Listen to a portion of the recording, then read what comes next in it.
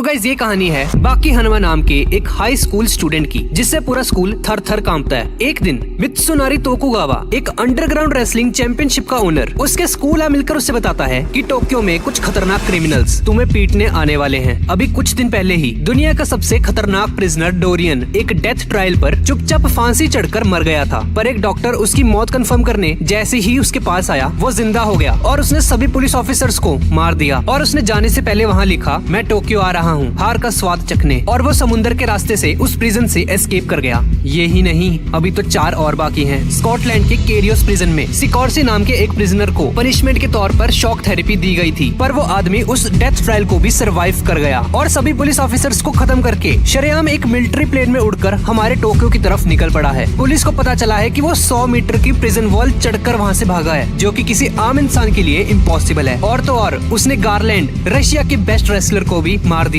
ये तो दूसरा ही था। अभी इनके अलावा 3 और हैं। एक ने तो समुद्र में 200 मीटर नीचे एक सबमरीन में सभी पुलिस ऑफिसर्स को कुत्तों की तरह मारकर वहाँ से एस्केप किया है। और दूसरे रेयोको यानेगी ने तो एक बुलेट प्रूफ ग्लास तोड़कर प्रिजन एस्केप किया है। और एक अजीब बात ये थी कि उन सभी प्रिजनर ने अपने पीछे एक ही मैसेज छोड़ा था, जो कि था, मुझे हार का स्वाद चखना है। 5 मर्डर्स का चार्ज लगे हुए अनडेड क्रिमिनल्स, जिन्होंने भागते हुए अपने पीछे सेम मैसेज छोड़ा। बाकी तुम्हें पता है ना इसका क्या मतलब है? दोस्तों, इसका मतलब है कि वो सभी लोग बाकी को डिफीट करने टोक्यो आ रहे हैं, क्योंकि बाकी अंडरग्राउंड रेसलिंग का चैंपियन है। अब अगले दिन सिकॉर्स्की उन सभी में से एक प्रिजनर रॉब नाम के एक बहुत ही फेमस किक बॉक्सर को अपनी बॉडी में फिटेड रेजर से मार देता है। और कुछ गुंडे बाकी के बारे में उसके क्लासमेट से पूछते हैं और बोलते हैं, ओए बुलाओ उस बाकी को, बहुत पावरफुल है, हमने सुना है, आज उसके साथ 2-2 हाथ हो ही जाए। डरकर वो आदमी बाकी के पास जाता है और उसको अपने साथ लेकर उसे उन गुंडों से मिलवाता है। उनमें से एक आदमी उसे चाकू से मारने आगे आता है, पर तभी उसे फ्लैशबैक दिखाई देता है कि उसके मुंह पर बाकी ने एक मुक्का ऑलरेडी मार दिया है। हालांकि वो अपनी जगह से हिला तक नहीं है अभी तक। वो बाकी के डर से ही फ्रीज हो जाता है और बचे हुए गुंडों को भी उन्हीं की स्पेशल वेपन्स उन्हीं पे यूज करके उन्हें हरा देता है। पर तभी बाकी को अपने क्लासमेट के पीछे एक 9 फुट का आदमी खड़ा हुआ दिखाई देता है। इस तरफ पुलिस डिपार्टमेंट में तहलका मचा हुआ है। डोरियन, सिकॉर्सी, डॉयले, स्पेक और रेयोको यानेगी एक साथ प्रिजन से एस्केप कर चुके हैं। तभी एक ऑफिसर आकर उन्हें बताता है कि शहर में सिटीजन्स ने देखा है कि किसी आदमी ने हमारी एक पुलिस वैन को हाथों से ही कुचल दिया। और पूछताछ पर पता चला कि ये काम स्पेक का है, उन्हीं 5 क्रिमिनल्स में से एक। अब सीन उसी बंदे पे शिफ्ट हो जाता है जो कि बाकी को मारने उसके सामने आ चुका है। शो ऑफ करने के लिए वो बंदा खुद के मुंह में गोलियां चलाता है और कहता है, मैं टोक्यो का सबसे स्ट्रॉन्गेस्ट आदमी हूँ, क्या तुम ही बाकी हनुमा हो? दोस्त, मुझे हार को एक्सपीरियंस करना है, क्या तुम मेरा साथ दोगे? और उसके साथ हाथ मिलाते ही उसका हाथ नीचे गिर जाता है। ये देखकर बाकी की फट जाती है। वो बंदा बाकी को कुत्तों की तरह मारने लगता है और बोलता है, हाथ उठाओ,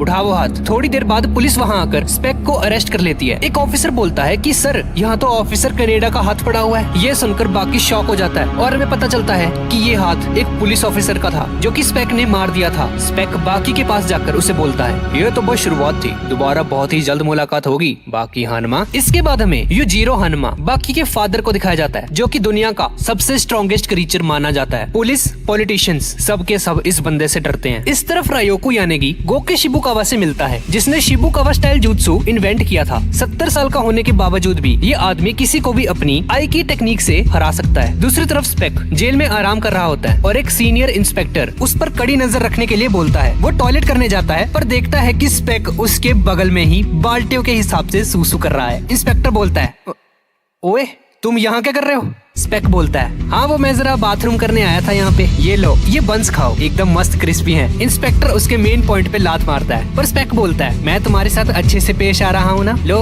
खा लो इसे चुपचाप। और उस इंस्पेक्टर के साथ साथ बाकी पुलिस ऑफिसर्स को भी मार देता है। अब हमें कात्सुमी इरोची शिनशिनकाई कराटे स्टाइल के फाउंडर को दिखाया जाता है, जिसका निकनेम है लीथल वेपन और उसके फादर का नाम है टोपी ओरोची और ये है कायोरेत्सु, चाइनीज कैंपो फाइटिंग स्टाइल का जीनियस, जिसने एक बार मैक्सिमम टूर्नामेंट में बाकी को लगभग हरा दिया था। वो अपने स्टूडेंट्स को लेक्चर दे रहा होता है कि तभी डोरियन वहाँ पर आकर उसे बोलता है, एक्सक्यूज मी, मुझे मास्टर डोपो ओरोची से मिलना है। अब शिनशिनकाई एकेडमी के अंदर डोरियन मास्टर डोपो ओरोची से मिलने पहुंच चुका है। वो कात्सुमी से उसे उनसे मिलवाने के लिए बोलता है, पर कात्सुमी पहले उसे अपने जूते उतारने के लिए बोलता है। डोरियन अपने जूते उतारता है और कात्सुमी के एक जोरदार लात मारता है। वो उसकी आंखें नोच लेता है और उसे जान से मारने की कोशिश करता है। कात्सुमी उसके एक किक मारता है, पर डोरियन उसके गले में एक लकड़ी का टुकड़ा फेंक कर मारता है और उसे कहता है, तुम में काफी दम है, लगता है अब तो मुझे मास्टर डोप्पो से मिलना ही पड़ेगा। और डोरियन वहाँ से जाने लगता है, पर तभी कायोरेत्सु वहाँ पर आ जाता है और उसे बोलता है, अबे ओ, अपनी बराबरी वाले से टक्कर लेना, दम है तो मुझसे लड़कर दिखा। और डोरियन उसे देखकर ड्रामे करते हुए रोने लग जाता है और अपनी नाक में से एक बाल निकालकर कायोरेत्सु की आईज में मारने की कोशिश करता है, पर वो उसके इस अटैक से बच जाता है। अच्छा बच्चू, ले फिर इससे बचकर दिखा अब। और वो उस पर आग उगलने लगता है और उन्हें चकमा देकर वहाँ से भाग जाता है। दूसरी तरफ बाकी के स्कूल में एक फिटनेस टेस्ट चल रहा है और 400 मीटर की एक रेस में बाकी सभी को हराते हुए सबसे तेज भाग रहा होता है, जिसकी वजह से जमीन में गड्ढे पड़ जाते हैं। और लॉन्ग जंप में भी बाकी क्रॉस लाइन को ही पार कर देता है, जिसे देखकर सभी स्टूडेंट्स हैरान रह जाते हैं। उसके टीचर को समझ नहीं आता कि ये इतना स्ट्रॉन्ग कैसे है। और तो और पुल अप करते हुए बाकी पुल अप बार को ही तोड़ देता है, जिसकी वजह से उसका टीचर उस पर काफी गुस्सा होता है, क्योंकि वो एक भी टेस्ट ठीक से कंप्लीट नहीं कर पाया था अभी तक और उसके स्कोर्स काफी कम थे। इसलिए बाकी अपने टीचर से बोलता है कि क्या अगर वो 1500 मीटर की रेस का वर्ल्ड रिकॉर्ड तोड़ दे तो क्या वो उसे पास कर देंगे इस टेस्ट में। उसका टीचर उसे बोलता है, 1500 मीटर 3 मिनट 26 सेकंड का रिकॉर्ड है, ये तुम कैसे तोड़ पाओगे। पर बाकी बोलता है, सर मुझ पे भरोसा रखिए, मैं ये कर लूंगा। बाकी अपने कपड़े उतार देता है और रेस के लिए रेडी हो जाता है। रेस शुरू हो जाती है और बाकी शुरुआत में ही रेस में सबसे आगे निकल जाता है, पर तभी उसे मसल क्रैम्प्स आ जाते हैं, जिसकी वजह से